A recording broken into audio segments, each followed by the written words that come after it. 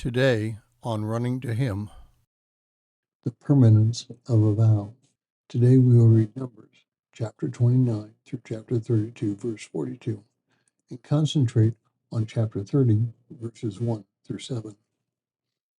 Numbers 31 through 7 says, Then Moses spoke to the heads of the tribes of the sons of Israel, saying, This is the word of the Lord which the Lord has commanded. If a man takes a vow to the Lord, or takes an oath to bind himself with a binding obligation, he shall not violate his word. He shall do according to all that proceeds out of his mouth.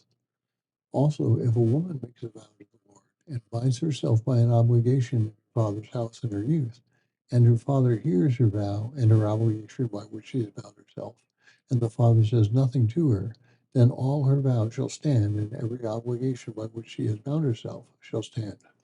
But if her father should forbid her on the day and none of her vows or obligations which she has bound herself shall stand, and the Lord will forgive her, because her father had forgiven her. However, if she should marry while under her vows, or rash statements of her lips by which she has bound herself, and her husband hears of it and says nothing unto her, the day he hears it, then her vows shall stand, and her obligations by which she has bound herself shall stand. So let's talk about vows and how important they are in relation to our relationship with God. Vows are never required. Deuteronomy 23:23 reads, You shall be careful to perform what goes out from your lips, just as you have voluntarily vowed to the Lord your God, what you have promised. The most important word in that verse is voluntary.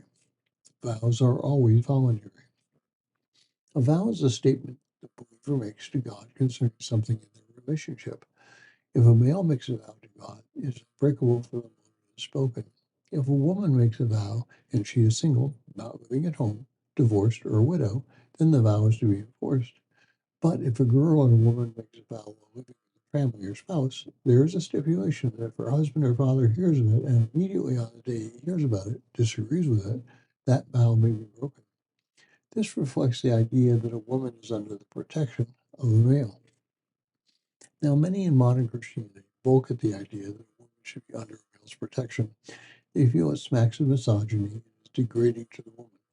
In reality, Paul clearly teaches that both the man and the woman in marriage are to be in submission to each other. See Ephesians chapter 5, verses 20 through 21. Verse 5:22 is mistranslated because the Greek word for submission is not used in that verse.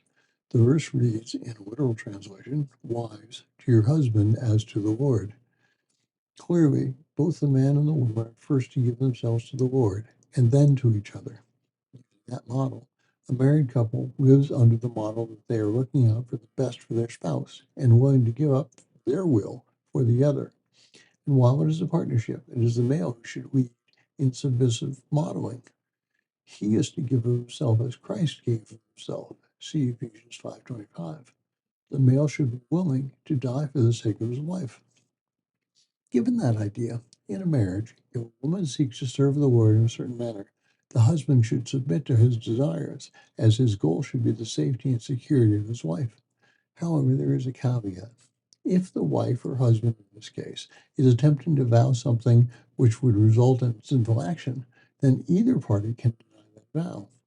As an extreme example, if the husband says that God led him to believe that they, as a couple, should seek an adulterous relationship with another woman, and he had vowed to submit that as God's command, she has a responsibility to do everything in her power to prevent her husband from fulfilling that vow. God has not directed the male to do such a thing. Vows are always made to God. Covenants may include God, but don't have to. And contracts are between humans. In marriage, particularly a typical American Protestant ceremony, the couple says their vows to one another. In reality, they only state to each other the vow that they have made to God. Thank you for listening. We pray that today's devotion was meaningful to you. We would love to hear from you. You can use either Facebook or YouTube to like, subscribe, share, and tell others about us. If you would like to contact us, you can reach me at phineasjacobus@runningtohim.net.